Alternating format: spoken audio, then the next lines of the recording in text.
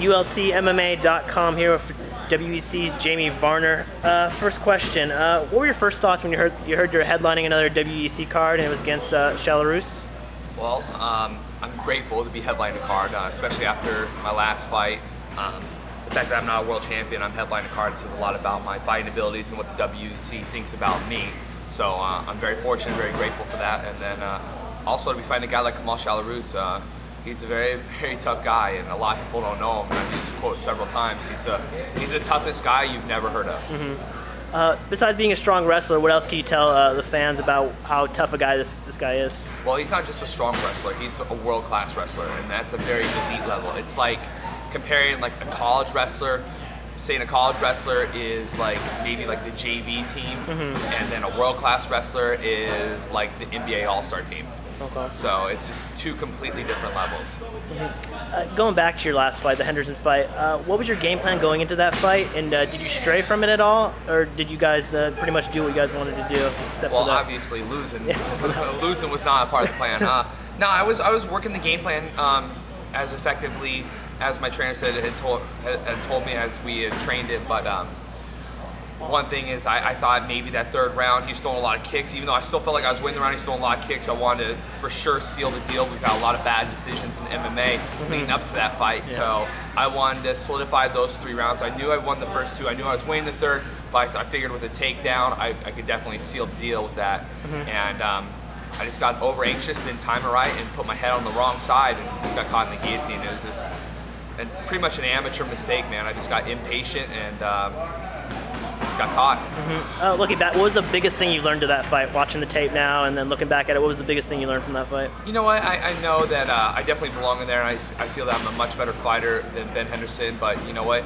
The better fighter doesn't always win. It's you know, sometimes it does come down to game plan, and it comes down to patience, and those are things that you know, before I didn't really acknowledge. You know, I've always had like an idea what I was going to do when I went into the fight.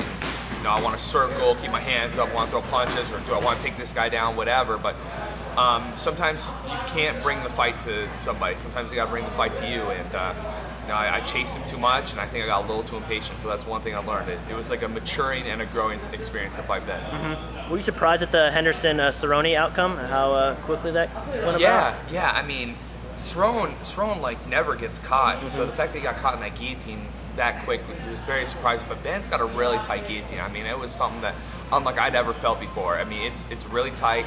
He's very strong with it. He knows how to get, like, he uses his arms, legs. He gets everything into that guillotine. And I knew they had a good guillotine coming into that just from like some of the local grappling tournaments. Some of my buddies have been telling me like, dude, these guys got a nasty guillotine. So I always trained to put my head on his right side, his lead hand. Because that's generally your weaker hand is your lead hand. So the shot that I shot on him was on his left side, or his strong side.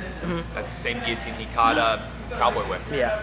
Talk about the vibe of this training camp. Can you describe how AZ Combat Sports is doing and what's the whole vibe of this camp going into it? The vibe's always been good. I think this time I put a little bit more pressure on myself towards the end of this camp. In the beginning it was very much so fun. It wasn't like work. It wasn't like a job like in the past it had been. But towards the end of the camp, you know, I'm starting to get a little bit burnt out and just ready to fight. So I put a little bit more pressure on myself because I mean, no one wants to lose 2 in a row, and especially 2 in a row in this organization could be bye-bye. So there's a lot of pressure on me to get back on the winning side of things. But I feel like my coaches have done a great job. I mean, the Lally brothers, Steve Rosenberg, Gustavo Dantes, I mean, they've taken a lot of time to work with me, especially the Lally brothers. I mean, they're in here every day watching me spar, putting up with my bitching and moaning.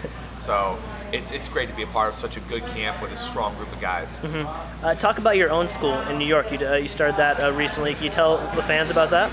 Yeah, I started a gym out in New York. It's a combat academy, Varner's Combat Academy, out in Center Reach, New York, Suffolk County. Where you got about 120, 130 members there. We got some great instructors. Actually, one of the main instructors came out here and trained with me for a couple of weeks. And his name's Noah Fonts. He's an up-and-coming professional fighter out there. Very tough guy. It's good, man. My passion has always been fighting, but I love coaching. And coaching is something I'm gonna be able to do long after I'm done fighting. So it's a great experience to kind of get my name out there and just start establishing something in New York. Because I was born here in Arizona, but I have a lot of my roots on the East Coast. I went to college back east. Last question: any sponsors, any teammates? Any website you got to promote or anything like that? Pretty much anything that you want to find out, you can go to jamievarner.com. You can follow me on Twitter. I'm on Facebook, MySpace, all those different things. And I'm actually one of the fighters that does respond. So if you send me a message or something, I'll get back to you. Now, right after a fight, I get bombarded. I'll get like 3 or 4 pages of messages, so it's hard for me to get back to every one of them. But yeah, I mean, Arizona Pain Specialists out here. Affliction is my sponsor, so I'm really grateful for those guys. And then the Lally brothers here. I mean, without my sponsors and without my trainers and training partners, man, this wouldn't be possible. All right, cool. Thank you. No